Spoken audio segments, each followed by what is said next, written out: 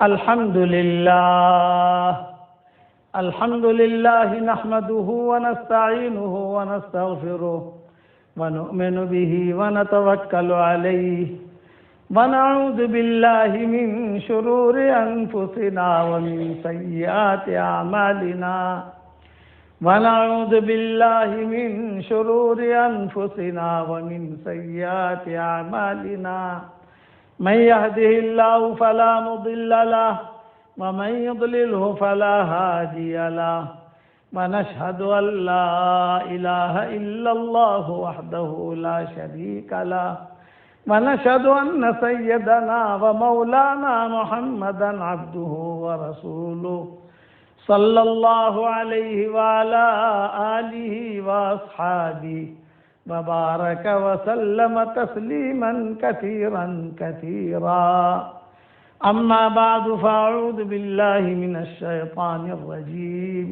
بسم الله الرحمن الرحيم فاعلم أنه لا إله إلا الله واستغفر لذنبك وللمؤمنين والمؤمنات والله يعلم متقلبكم ومثواكم صدق اللہ العظیم۔ قابل احترام بھائیوں، دوستوں اور بزرگوں، حضور اکرم صلی اللہ علیہ وسلم نے دو باتیں بتائی ہیں جو بنیاد ہے۔ دو باتوں پر جو چلا وہ ہمیشہ کے لیے کامیاب ہو جائے گا۔ پہلی بات خالق کی اطاعت، پیدا کرنے والے کی مانو، اور دوسری بات یہ کہ مخلوق کی خدمت، مخلوق میں کوئی بھی ہو، جانور ہو، انسان ہو، کوئی بھی ہو، خیر الناس انفعہم للناس، حدیث شریف میں آتا ہے بہترین آدمی وہ ہے جو لوگوں کو نفع پہنچائے۔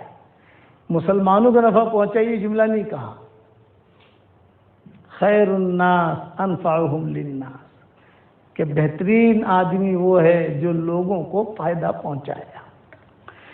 حضور صلی اللہ علیہ وسلم دنیا میں تشریف لائے،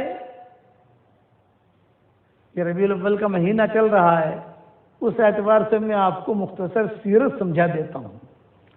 پوری سیرت تو نہیں بیان کر سکتے، گھنٹوں کی ہے وہ، تو جو 5 دن زندگی میں ٹھہرنا پڑے گا ہم کو انشاءاللہ پوری سیرت بیان کرنے کے لیے، لیکن آپ صلی اللہ علیہ وسلم کی مختصر ایسی سیرت سمجھاتا ہوں کہ آپ کو پتہ چلے گا کہ ہم کس کے امتی ہیں۔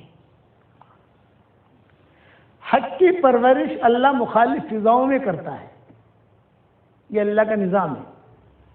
حق جو ہوتا ہے وہ پلتا رہتا ہے۔ آپ صلی اللہ علیہ وسلم کے پیدائش سے پہلے یہ یہود نصارہ جتنی قومیں ہیں یہ تورات انجیل والے تھے، یہ لوگ آسمانی کتابوں کے ماہر تھے، ستاروں کا علم جانتے تھے، علم نجوم جسے کہتے ہیں۔ ہمارے شریعت نے آ کر اس کو حرام قرار دے دیا۔ تو روایتوں میں یہ لکھا ہے کہ یہ دور دور سے آ کر جب پتہ چلا کہ حضور صلی اللہ علیہ وسلم آخری نبی جو ہے یہ پیدا ہونے والے ہیں، تو انہوں نے آ کر مکہ میں قیام کر دیا، مکہ میں ٹھہر گئے۔ انہیں پتا تھا کہ یہاں پیدا ہونے والے ہیں بڑے بڑے علماء، حالانکہ مکہ مکرمہ میں یہود نہیں رہتے تھے، یہاں نصارہ رہتے تھے، مدینہ میں یہود رہتے تھے، یہود جو بھرے ہوئے تھے مدینہ میں تھے، یہاں نصارہ، اسی لیے یہ لوگ نجاشی کی طرف گئے کہ وہ مذہب سے تعلق رکھتا تھا اس کا۔ اب جو دن قریب آتے گئے پیدائش کے، یہ ان کی بھیڑ بھی بڑھتی گئی کہ یہ کچھ ہونے والا ہے، کچھ ہونے والا ہے۔ جس رات میں پیدا ہوئے حضور صلی اللہ علیہ وسلم، ایک بہت بڑا نجومی تھا یہودیوں میں، وہ حرم سے گئے ہی نہیں، حرم میں لیٹا رہا کہ آج رات میں پیدا ہونے والا ہے وہ، آج رات میں۔ چنانچہ وہ سویا ہوا تھا اور اچانک ایک دم دھڑلے سے دھڑاکے کی آواز آئی، بیت اللہ کی 4 دیواریں ہیں، ایک ملتزم ہے، پھر اس طرف حتیم چلے جاؤ، پھر اس طرف رکن یمانی آ گیا، پھر اس طرف حجر اسود آ گیا، چاروں دیواریں گری اور گر کر کھڑی ہو گئی۔ اس نے کہا کہ بس آ گیا آ گیا آ گیا آ گیا، کیونکہ ان کی کتابوں میں لکھا تھا کیسا ہوگا۔ ستاروں کو دیکھا، ستارے جھک رہے تھے، چونکہ علم نجوم کے ماہر بھی تھے اور اہل کتاب بھی تھے یہ لوگ، تورات انجیل میں ساری نشانیاں حضور صلی اللہ علیہ وسلم کی لکھی ہوئی تھی۔ صبح ہوئی تو اس نے تحقیق کی قریش میں بھی آج کوئی پیدا ہوا ہے، آج کوئی ہوا ہے؟ کہ ہاں عبد المطلب کے یہاں بچہ پیدا ہوا، عبد المطلب۔ بس وہ سمجھ گیا، اس نے جتنے بھی اپنے چیلے جتنے بھی شاگرد تھے نا سب کو کہہ دیا دیکھو یہاں سے جانا مت، وہ لڑکا پیدا ہو گیا ہے، یہاں سے جانا مت، وہ لڑکا پیدا ہو گیا۔ ماں بڑی پریشان، باپ کا سایہ پہلے اٹھ چکا تھا، حضور صلی اللہ علیہ وسلم کے والد کی قبر مدینہ منورہ میں ہے اور ماں کی قبر ابوا میں ہے، تو حضور دونوں کی قبروں پہ جاتے تھے۔ جب نبوت ملی تو مدینہ منورہ میں باپ کی قبر پہ جاتے تھے۔ صحابہ پوچھتے تھے کہ بھئی یہاں کیوں آتے ہیں؟ فرمایا میرے باپ کی قبر ہے یہاں، اور یہاں کیوں؟ ایک میری ماں کی قبر ہے۔ جب نبوت ملی اس کے بعد پھر تو حالات بدل گئے، اب یہ بات پکی ہو گئی کہ صاحب جو ہزاروں سال سے آگ جل رہی تھی، کسرا اور قیصر کا وہ سارا بجھ گیا، اس کے کنگرے بھی گر گئے، حالات بدلنے لگے، فضائیں بدلنے لگی، حضور صلی اللہ علیہ وسلم پیدا ہوئے، یہ یہودیوں نے پڑاؤ ڈال دیا، تحقیق کرنے لگے عبد المطلب کے یہاں تو گھر میں جاتے نہیں تھے، لیکن ذرا باہر سے، گھر کے باہر سے یہ لوگ گزرتے تھے اور یوں جھانکتے تھے، عادت ہوتی ہے چھوٹے چھوٹے مکانات ہوتے تھے، جھانکتے تھے، ہاں یہ نبی ہونے والا ہے، یہی جو ہے ہمارے یہودیت نصرانیت کو ختم کرے گا۔ اب عبد المطلب کو ایک فکر، ایک ٹینشن، وہ ٹینشن یہ کہ یار اس بچے کی تربیت کا میں کیا کروں، پرورش کا، میرے پاس مال نہیں۔ اچھا خلاصہ یعنی اتفاق ایسا ہے کہ حضرت عبداللہ جو حضور صلی اللہ علیہ وسلم کے والد تھے، ان کا نکاح کرانے کے لیے عبد المطلب خود گئے تھے، تو 2 لڑکیاں تھیں، ایک آمنہ ایک حالہ، تو ان سے کہا کہ جو بھائی آمنہ بھی ہے، ان سے چاہو تو تم شادی کر لو، یہ حالہ بھی ہے، اس سے چاہو تو شادی کر لو، یہ 2 خاندان مجھے اچھے لگتے ہیں، میں تمہارا باپ ہوں۔ عبداللہ سے کہا میں تمہارا باپ ہوں، تو عبداللہ نے کہا کہ میں آمنہ سے شادی کرتا ہوں۔ چلو ٹھیک ہے، آمنہ سے شادی ہو گئی عبداللہ کی، تو پھر عبد المطلب نے کہا کہ چلو میں حالہ سے شادی کر لیتا ہوں، تو باپ بیٹے دونوں نے ساتھ نکاح کیا، تو آمنہ کے پیٹ سے حضور پیدا ہوئے اور حالہ کے پیٹ سے حضرت حمزہ پیدا ہوئے، یہ ہوا، دونوں ہم عمر تھے، حضور صلی اللہ علیہ وسلم حضرت حمزہ چچا بھی تھے اور حضور صلی اللہ علیہ وسلم کے رضائی بھائی بھی تھے۔ حضرت حمزہ کہتے تھے پورا مکہ جو ہے مجھ سے ڈرتا تھا اور میں حضرت عمر سے ڈرتا تھا، تو اتفاق سے وہاں بھی بچہ پیدا ہوا، یہاں بھی بچہ پیدا ہوا، تو عبد المطلب کوئی ٹینشن نہیں ہے کہ 2 بچوں کے پرورش کا کیا کروں گا۔ پھر یہ کہتے تھے میرے حمزہ کی پرورش ہو نہ ہو کوئی ٹینشن کی بات نہیں ہے، محمد کی پرورش ہونی چاہیے، اس کا سوچو۔ تو حضور عبد المطلب نے حضور صلی اللہ علیہ وسلم کے والدہ سے کہا کہ دیکھو اب جو ہے 10-15 دن 20 دن ہو گئے ہیں، بچہ اتنا بڑا ہو گیا ہے، تم باہر لے کر بیٹھو، جیسے بچوں کو سلا دو باہر اپنے کمرے کے باہر، تو وہ جو عورتیں آئیں گی دیکھیں گی کہیں گی کہ ہاں بھی لڑکا ہے یہاں پر، پوچھیں گی، جب پوچھیں گی تو جواب دینا، اور کوئی ایسا لگے کہ کوئی بڑا خاندان آیا ہے تو کیا مجھے اشارہ کر دینا تو میں بھی آ جاؤں گا۔ عبد المطلب رؤسا میں شمار ہوتے تھے لیکن مال نہیں تھا، माली एतबार से ये लोग कमजोर थे, कुरैश शुमार, लेकिन ये माल होना चाहिए ना, और रोकड़ो पैसो रहवो જોઈએ ને, ये नहीं, प्रॉपर्टी बहु आखा मक्काना मालिक, पर कैश पैसो नहीं। तो हज़रत आमना जो हुजूर सल्लल्लाहु अलैहि वसल्लम को बाहर लिटा देती थी। आपकी उम्र 15 दिन 20 दिन की होगी, अच्छे कपड़े पहना के, जैसे बच्चों को तेल वेल लगा के, सुरमा लगा के बैठी रहती थी हज़रत आमना, कोई आवे देखे। उस जमाने का मामूल था कि ताइफ से कबीले बनी साद से काफले आते थे मक्का मुकर्रमा बच्चों को लेने के लिए। एक काफला आया तो वो सबसे पहले जो यानी शर्त होती थी उनकी कि भाई मालदार का बच्चा हमें मिले, पैसा देगा। तो हुजूर सल्लल्लाहु अलैहि वसल्लम जब गुजरते थे वो लोग, तो हुजूर के ऊपर से भी गुजरते थे, हाँ भाई किसका बच्चा है ये?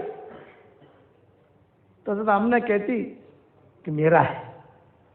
अच्छा, तो इसका बाप कहाँ है? तो हज़रत आमना रो दी थी, वे इसके बाप का तो इंतकाल हो चुका है, यतीम है। तो कोई भी हाथ नहीं रखता, क्योंकि यतीम है।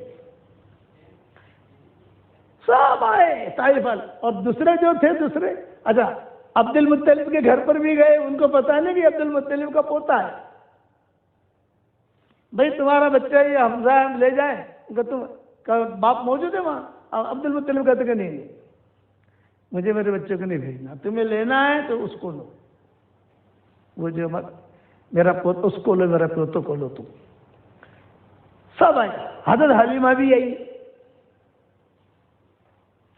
तो हलीमा ने कहा भी किसका बच्चा है? इनका मेरा है। तो बाप कहाँ है? तो बाप का तो इंतकाल हो चुका। हलीमा ने ये दामन झड़क, समझ गए ना, क्या आना तो बाप छे नहीं हूँ, पैसों आपसे आ रही है।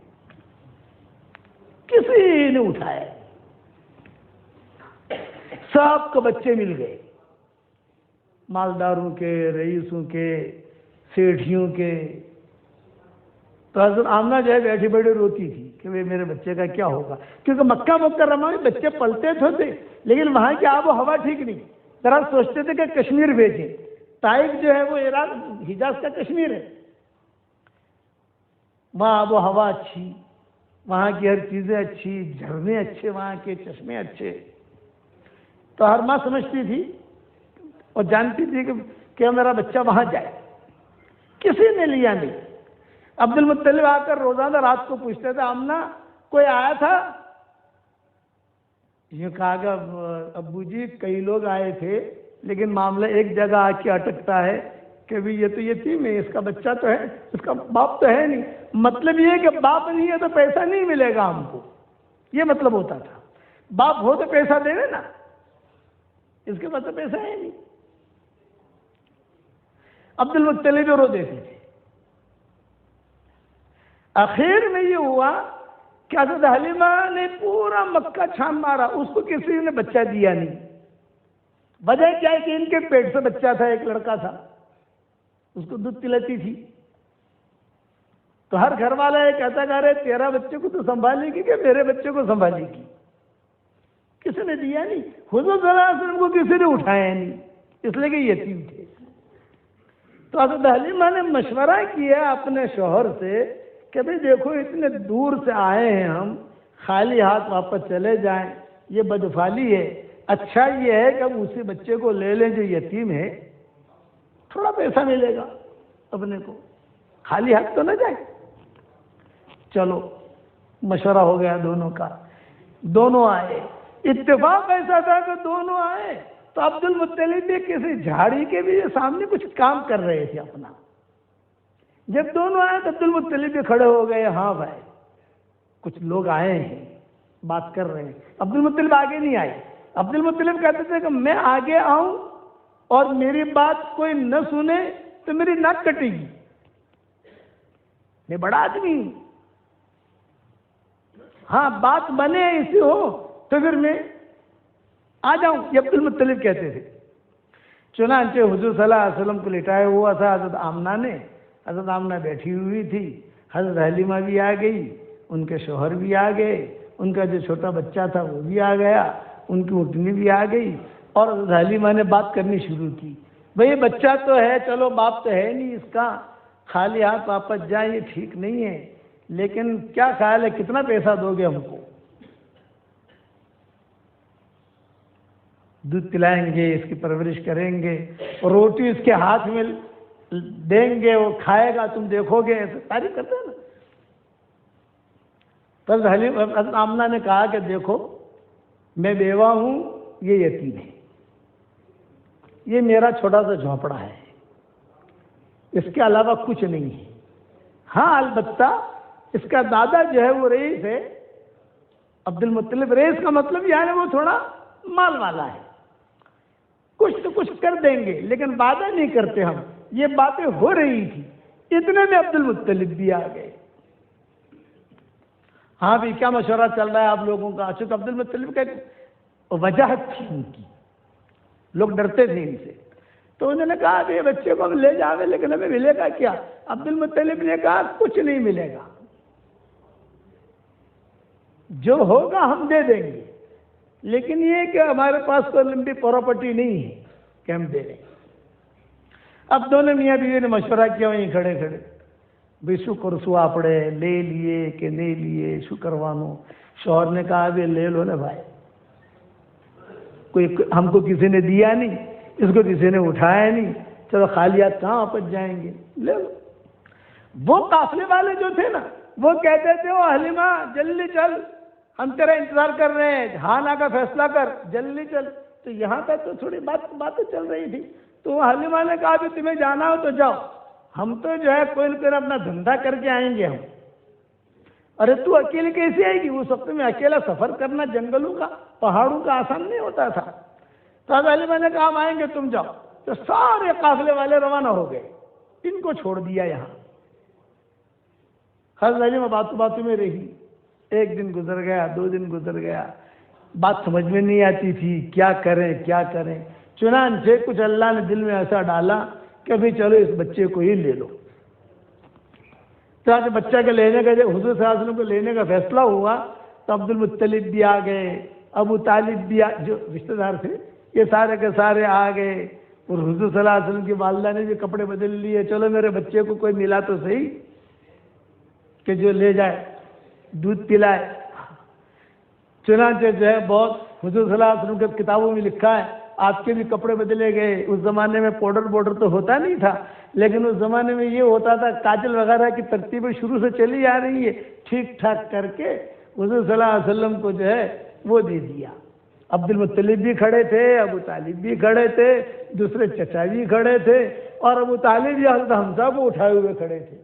حضرت حمزہ بھی تو چھوٹے تھے نا، حضور کا ہم عمر تھے، دونوں ساتھ ساتھ پیدا ہوئے، خالہ سے وہ پیدا ہوئے اور آمنہ سے یہ پیدا ہوئے حضور صلی اللہ علیہ وسلم.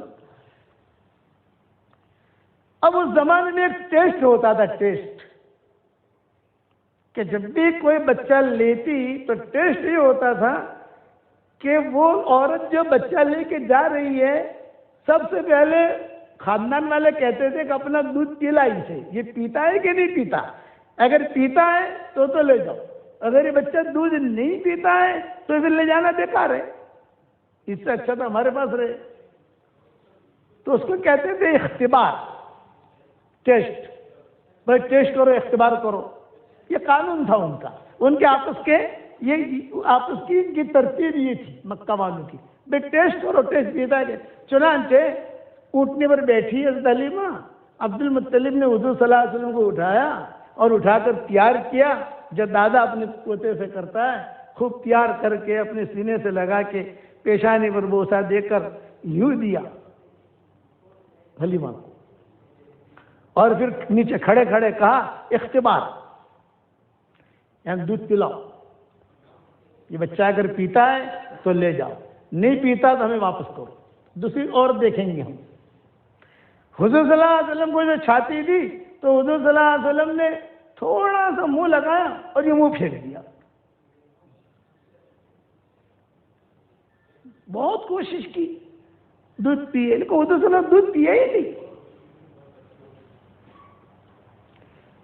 اب یہ آمنہ کو اور ٹینشن ہو گیا، ارے بھائی بچہ جا رہا تھا اور یہ دودھ پیتا نہیں ہے تو یہ بچے کو جو ہے پھر پرورش کے لیے رکھنا پڑے گا یہاں.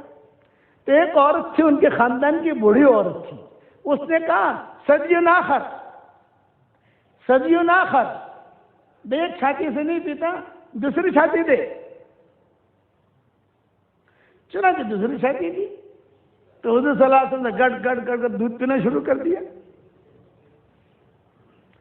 تو سب خوش ہو گئے. اس زمانے میں تالیاں یہ بجاتے تھے اور کبھی کبھی یہ بجاتے تھے, ہمارے یہاں بجاتے ہیں نا, اس زمانے میں یوں کرتے تھے. ہاں ہاں پی لیا پی لیا پی لیا. دنیا میں آتے ہی آپ نے انصاف قائم کر دیا, ایک چھاتی اپنے رضائی بھائی کے لیے اور ایک چھاتی اپنے لیے. ایک چھاتی میرے بھائی کے لیے اور ایک چھاتی میرے لیے. اب روانہ ہوئے. عبد المطلب جو ہے, جب تک عبد المطلب چل سکتے تھے, بوڑھے تھے نا, آمنہ جو ہے جوان تھی, کہ جب تک چل سکتے تھے چلتے رہے اونٹنی کے ساتھ. خدا کی شان, جب دودھ پی لیا بات طے ہو گئی. یہ طے ہوا کہ بچہ جب دودھ چھوڑے گا تو تم بچے کو لے کر آؤ گی ہمارے یہاں, اور روٹی اس کے ہاتھ میں ہوگی, پھر ہمیں تمہیں جو دینا ہوگا دیں گے. تو عبد المطلب حضرت حمزہ کو اٹھائے ہوئے, جو حالت سے پیدا ہوئے تھے تو حمزہ, اور یہ حضور صلی اللہ علیہ وسلم اٹھنے پر بیٹھے ہوئے. بات طے ہو گئی. تو خدا کی شان, وہ اتنی کمزور تھی, طاقتور بن گئی. اس کے تھنوں میں دودھ نہیں تھے, دودھ آ گئے. حلیمہ بھی طاقتور بن گئی, اس کی چھاتی میں دودھ آ گیا. اپنے شوہر سے کہنے لگی کہ یہ کیا ہو رہا ہے. تو شوہر نے کان میں کیا کہا, برکتی بچہ ملا ہے ہمیں, یہ برکتی بچہ ہے. چنانچہ وہیں پر, یعنی مکہ میں ہی, اونٹنے کا دودھ نکالا, خود نے بھی پیا, عبد المطلب کو پلا. کئی مہینوں کے بعد عبد المطلب کو دودھ ملا ہے. آمنہ کو بھی پلایا اور خود نے بھی پیا, اور جو رشتہ دار تھے سب کو پلایا. برکتی بچہ مل گیا, برکتی بچہ مل گیا, برکتی بچہ مل گیا. وہ قافلہ تو روانہ ہو گیا تھا. وہ قافلہ جب روانہ ہو گیا تو پھر جب روانہ ہو گیا تو بیوی نے کہا اپن کیا کریں گے. یہ کہا دوڑاؤ اپنی مرسیڈیز, اپنی کار دوڑاؤ. اب وہ اتنی دوڑی. آگے جا کر جب اجھل ہونے لگے تو کچھ بات یاد آ گئی حلیمہ کو, اور واپس موڑی گاڑی.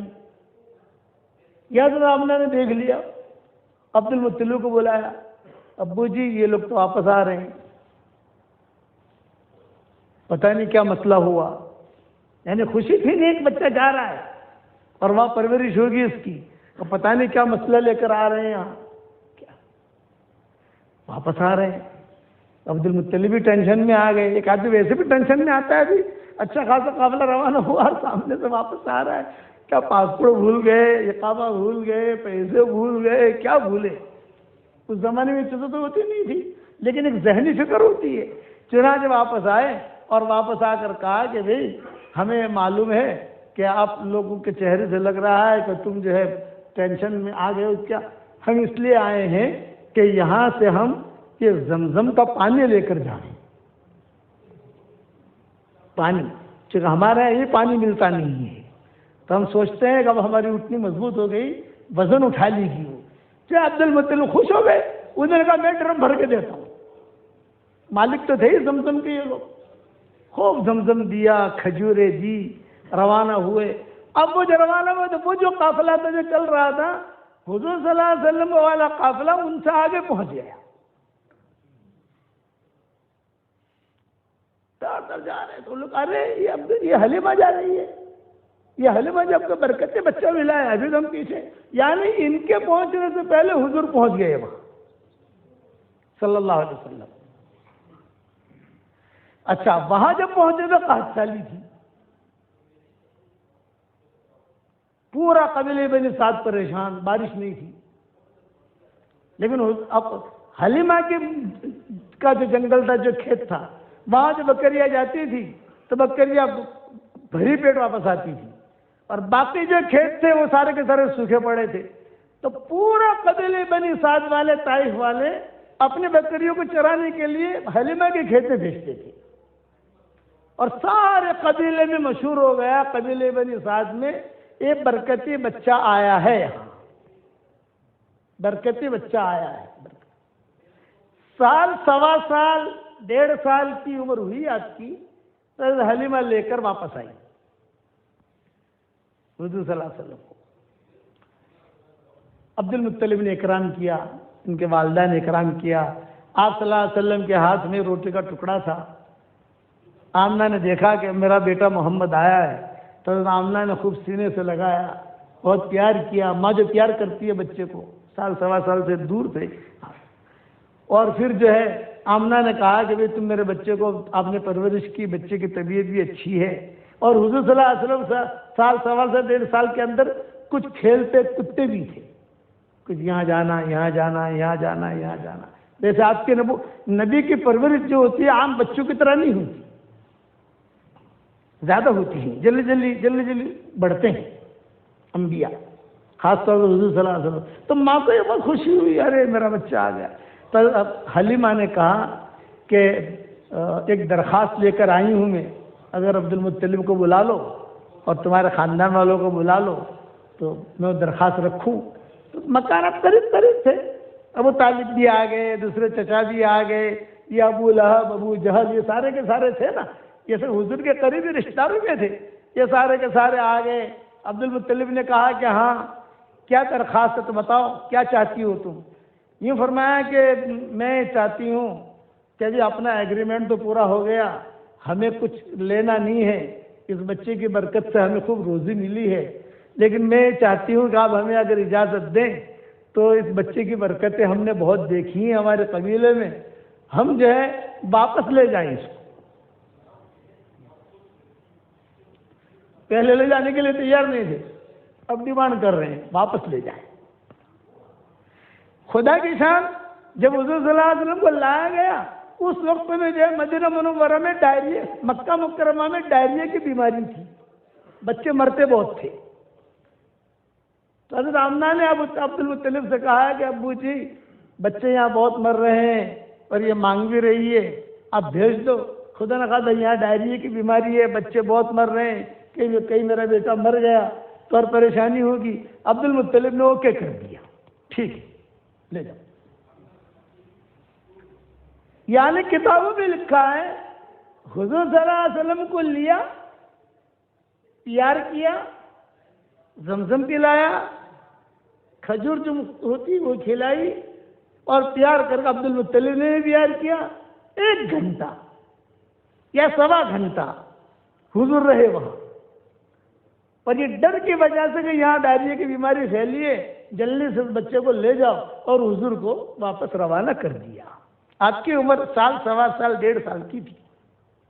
واپس قبیلے بنی سعد، اب باہر رہنے لگے۔ جب جانے لگے تو آمنہ بہت روئی، عبد المطلب بہت روئی کہ ہمارے خاندان کا یہ ایک بچہ ہے، باپ تو اس کا مر گیا، مدینہ میں دفن ہو گیا۔ سلمہ کے قریب، سلمہ جو تھی یہ عبد المطلب کی والدہ تھی، باب السلام آج کل جہاں ہے مدینہ منورہ میں، وہیں پر وہ رہتی تھی۔ وہ قصہ مستقل لمبا ہے سلمہ کا۔ عبد المطلب کی والدہ کا نام سلمہ تھا، وہیں پر حضور کے والد دفن تھے آگے۔ اب روانہ ہو گئے، قبیلے بنی سعد پہنچ گئے۔ جب قبیلے بنی سعد پہنچ گئے تو اب تو عمر بڑھنے لگی نا، 2 سال کی عمر ہو گئی، 3 سال کی عمر ہو گئی۔ تو 3 سال اور 3.5 سال کی عمر میں بچہ دوڑتا ہے، تو روزانہ حضور صلی اللہ علیہ وسلم کو یہ حضرت حلیمہ جو ہے 3.5 سال، 4 سال کی عمر ہوئی تھی آپ کی، اس میں روایت بہت مختلف ہیں، اپنے بچوں کے ساتھ قبیلے بنی سعد میں جنگل میں بھیجتی تھی، کھیتوں میں روزانہ۔ کپڑے بدلے، نہلایا، کپڑے بدل کر جاؤ، اپنی بہنوں کے ساتھ جاؤ، بھائیوں کے ساتھ جاؤ۔ تو حضور بھی کھیلتے کودتے باغ میں چلے جاتے، اور وہاں انگور کے باغ بہت ہیں، تو انگور گرتے تو حضور بھی کھاتے، وہ بھی کھاتے اور بچوں کو بھی کھلاتے۔ سخاوت کی عادت شروع سے تھی وہ بھی باغ کی. ایک مرتبہ بڑا عجیب قصہ ہوا. سب بھائی گئے ہوئے, حضور صلی اللہ علیہ وسلم بھی گئے ہوئے, اور قبیلے بنی سعد کے اندر یہ قبیلے کے سب گھر والے تھے.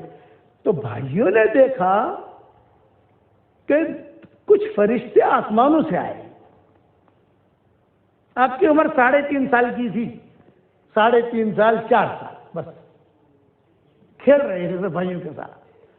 فرشتے آئے, فرشتوں نے سارے بھائیوں کے درمیان میں حضور صلی اللہ علیہ وسلم کو یوں اچکا, اور اچک کر ایک بہت بڑی پہاڑی تھی, وہاں پہاڑیاں بھی بہت ہیں طائف کے اندر. آپ سفر کرو, اب تو طائف کا رستہ بھی کھل گیا ہے, قبیلے بنی سعد کا رستہ بھی کھل گیا ہے.